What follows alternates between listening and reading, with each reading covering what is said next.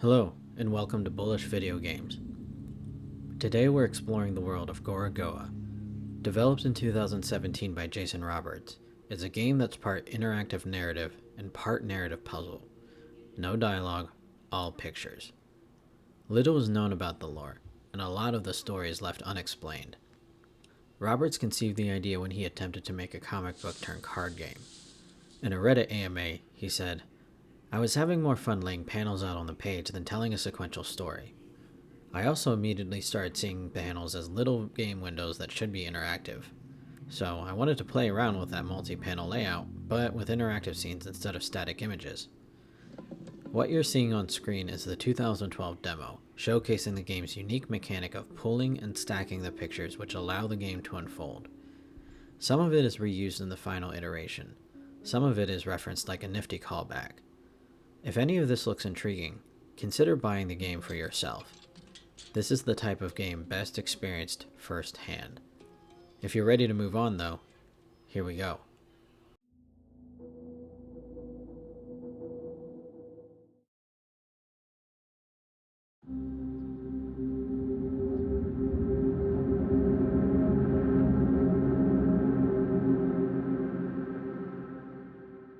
The game opens with an unknown creature making its way through a city. It's gigantic and colorful. A young boy witnesses this phenomenon from his living room. He flips through a book, seeking an answer.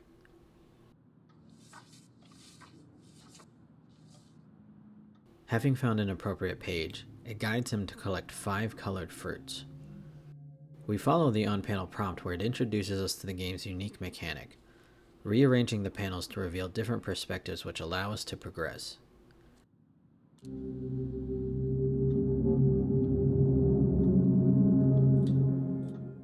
The great creature continues to move through the city while the boy finds a blue bowl to hold the fruits.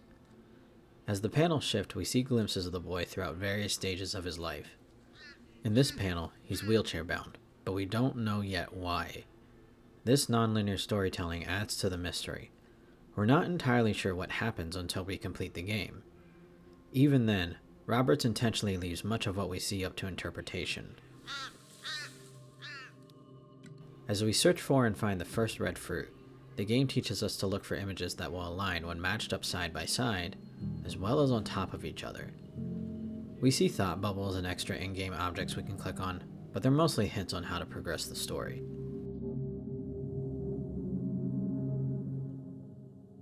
In a 2018 GDC session, Roberts refers to the game as a visual acrostic. An acrostic being a poem where letters from the verses, typically the first, spell out vertical words as well. Thus, each panel holds potential for multiple meanings. A literal, reframed perspective.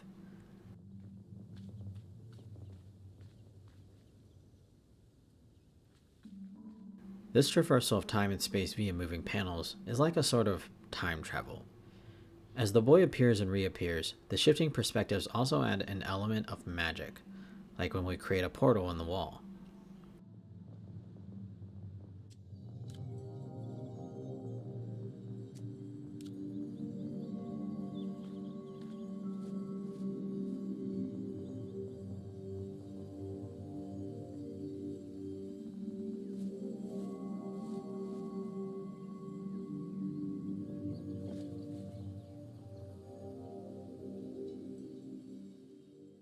As we search for the green fruit, we see instances of war and ravaged landscapes. Maybe it's civil, maybe it's global.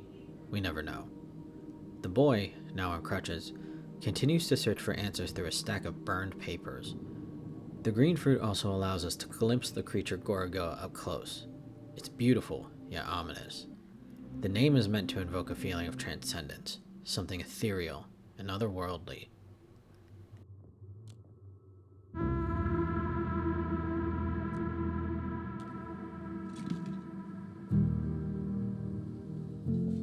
Having collected the second fruit, he moves on, and so do we.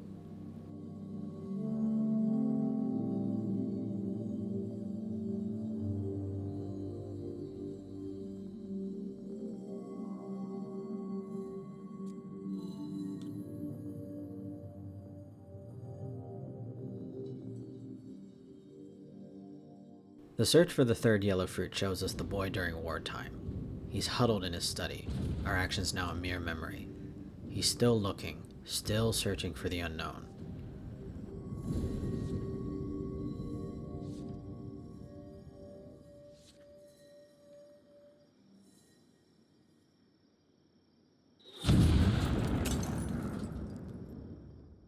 A mortar hits, and he's left in the dark.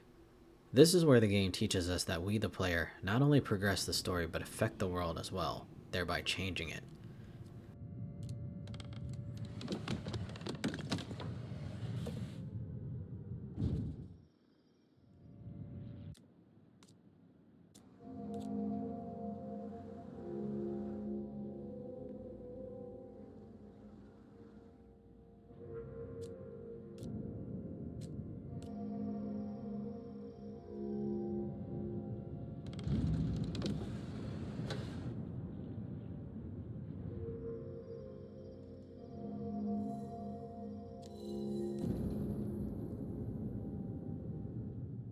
We provide light for the young man, as well as a moth that will continue to be a motif for this section.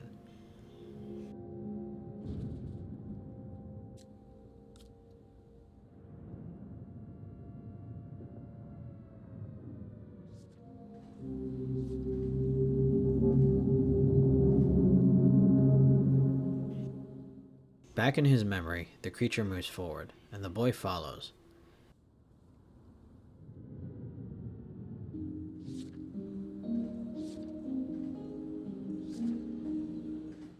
When we see him in the next panel, he's a little older, and his world is a bit more repaired. The war is now a section in a textbook, which also offers a hint.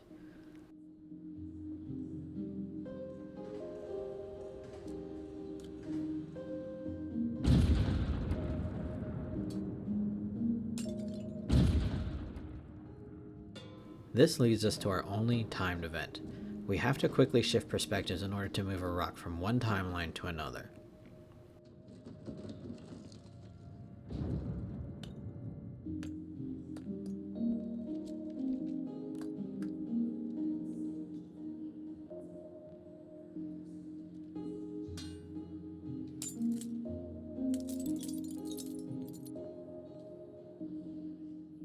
Thus freeing the moth.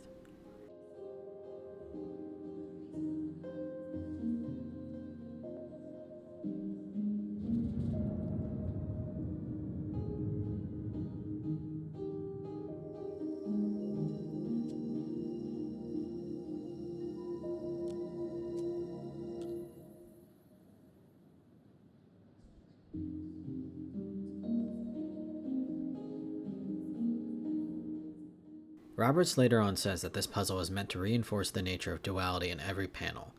The visuals are the mechanism by which we progress the game, and they are also the way in which we experience the story. Here, we time travel.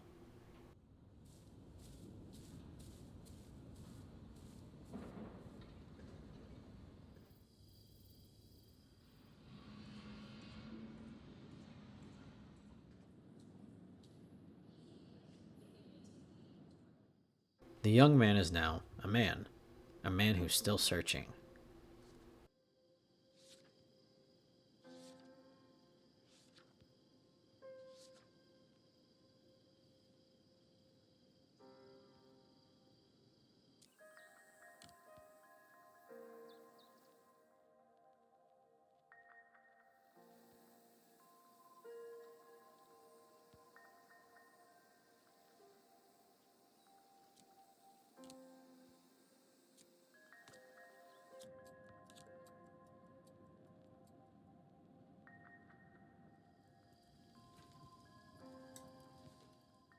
He takes a break from studying while we figure out another puzzle.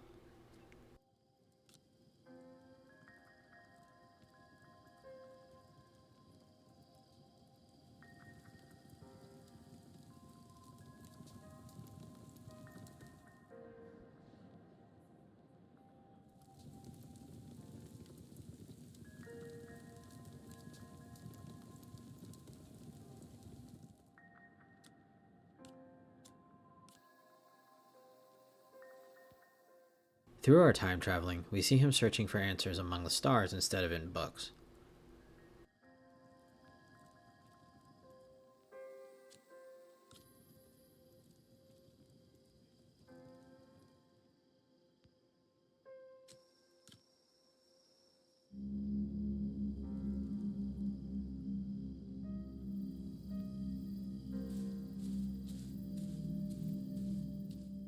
When we follow the young boy again, we see him reach for the third yellow fruit that's been transformed from a star. This suggests that the fruits are more than just fruits. They're perhaps a sort of cosmic relic. In the adult panel, we see him suffering from a traumatic nightmare. This nightmare turns into a memory for another grown-up version of himself.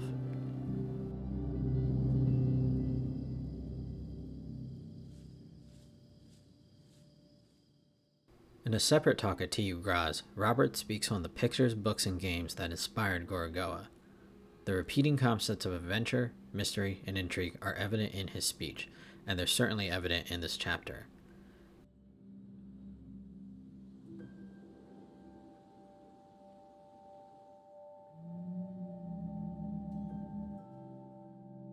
As we journey on to the fourth blue fruit, we see maps and photographs from the war, as well as photographs from his travels.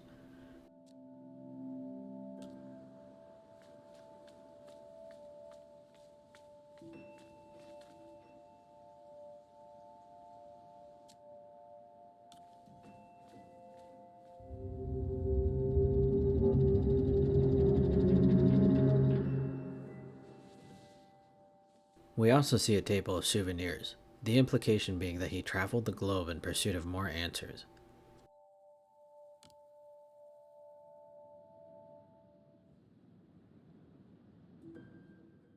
These timelines intersect through moving puzzles. Through each souvenir, we must consider the rotating perspectives of artwork on wheels.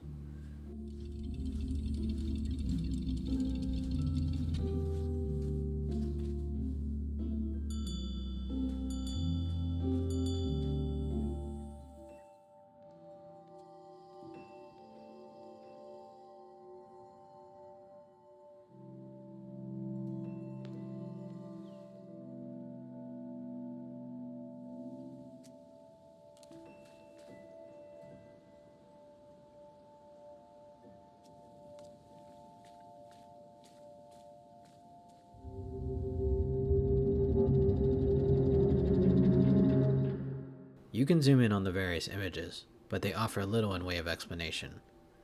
They're more reminiscent of different ways in which people worship and seek enlightenment.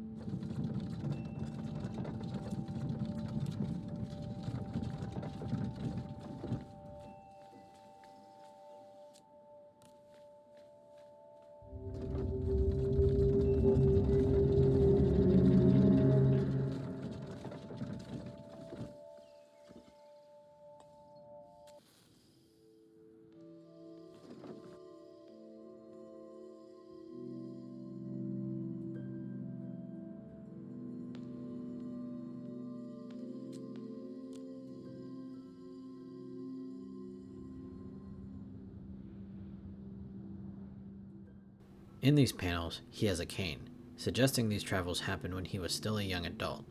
Personally, the white plate with the blue paint is my favorite.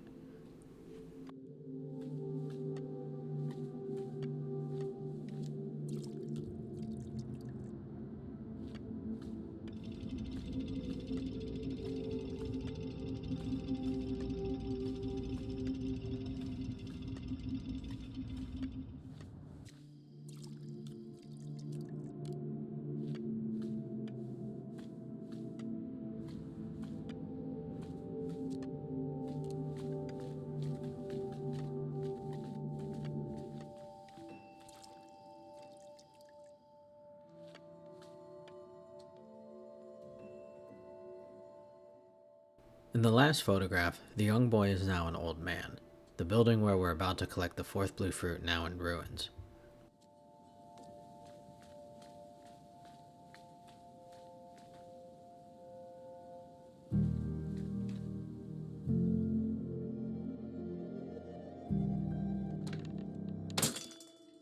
Once again, an adult version of himself laments about his fall. Here, as we search for the fifth purple fruit, we see him as an old man traveling by rail. In another panel, he's studying again, but he's attempting to piece together what he's learned throughout his life instead of search for more.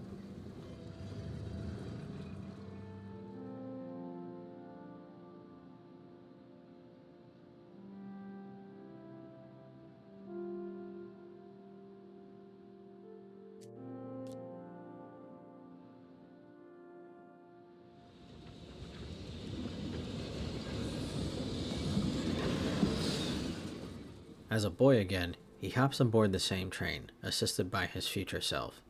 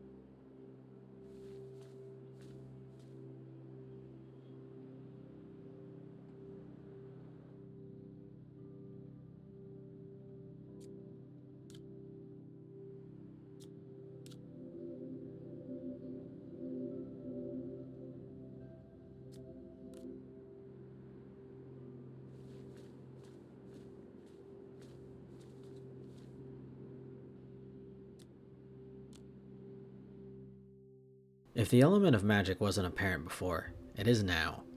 Our shifted perspectives have him shrink size to an unnatural degree.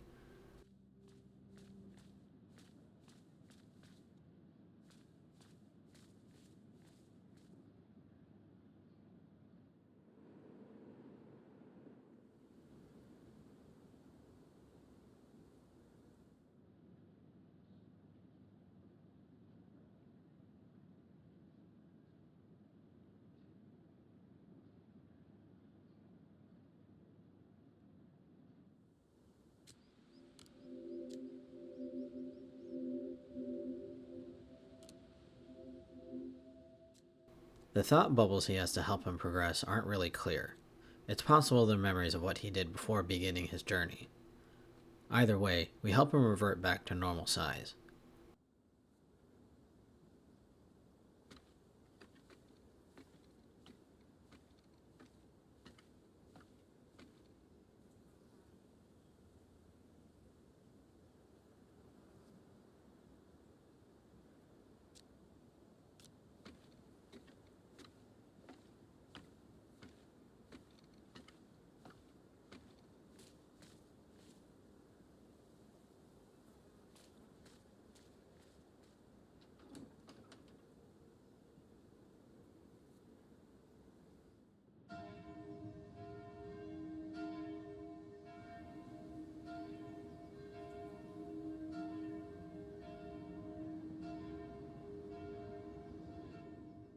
Finally, as he reaches for the final purple fruit, he meets the creature.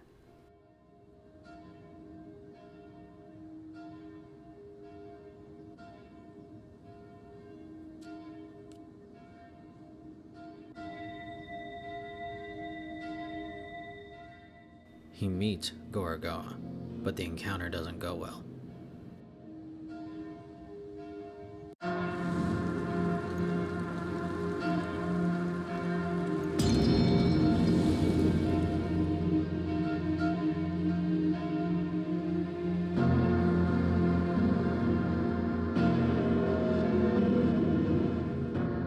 Upon meeting, Gorogoa closes his eye. The boy falls to his knees, seemingly rejected, and he's cast from the heavens, his work in vain.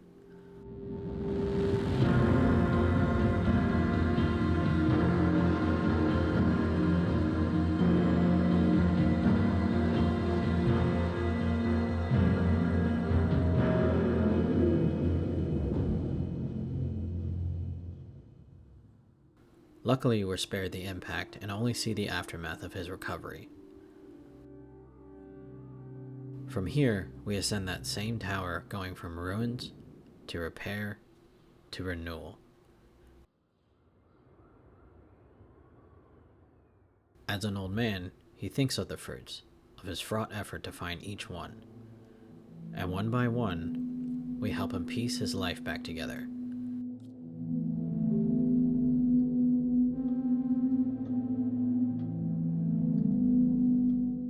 Seeing these fruits up close, it's hard to ignore the potential inspiration from chakras, colorful symbols used in Hindu and Buddhist meditation practices. While the inspiration might be there, it's doubtful there's a one-to-one connection. The basic chakra system follows the rainbow color order, while Gorogoa does not.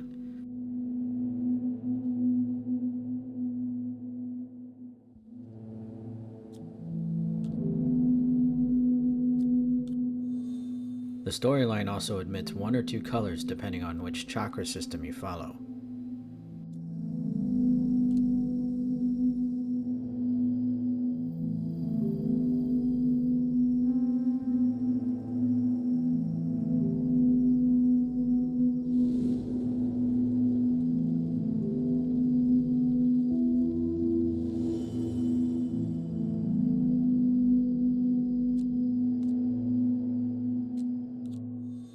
Despite these discrepancies, we can still make the connection between chakra's metaphorical representation of spiritual ascendancy and the young boy's journey of a spiritual awakening.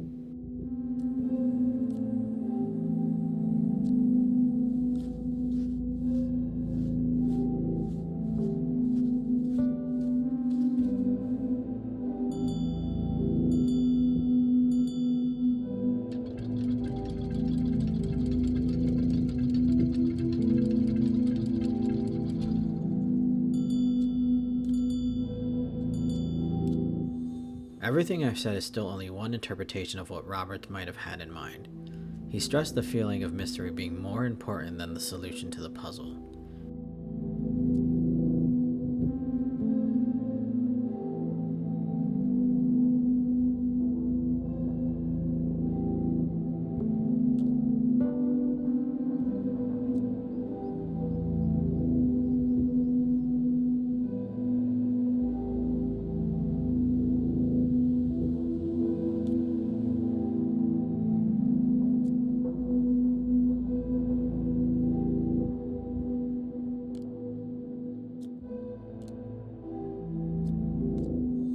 And as we finish the final piece, the final cosmic relic, that's what we're left with. The mystery that is Gorogoa.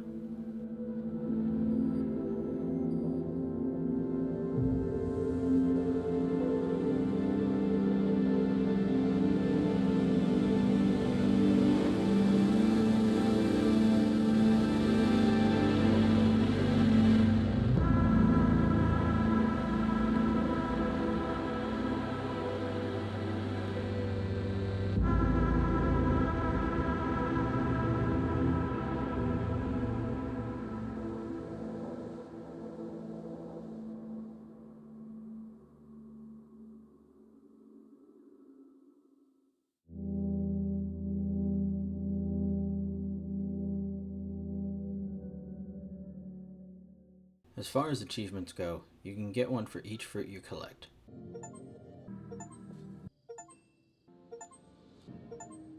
One for completing the rock puzzle on the first try of any playthrough, one for setting the clock tower to the wrong time, the hint for which can be found in one of the last panels, one for completing the game, and 2 skill achievements, one for completing the game in under 30 minutes and one for completing the game in less than 500 clicks. If you enjoyed watching this playthrough, consider getting the game for yourself. It's definitely something that sticks with you for a while. And if you made it this far, thank you for watching.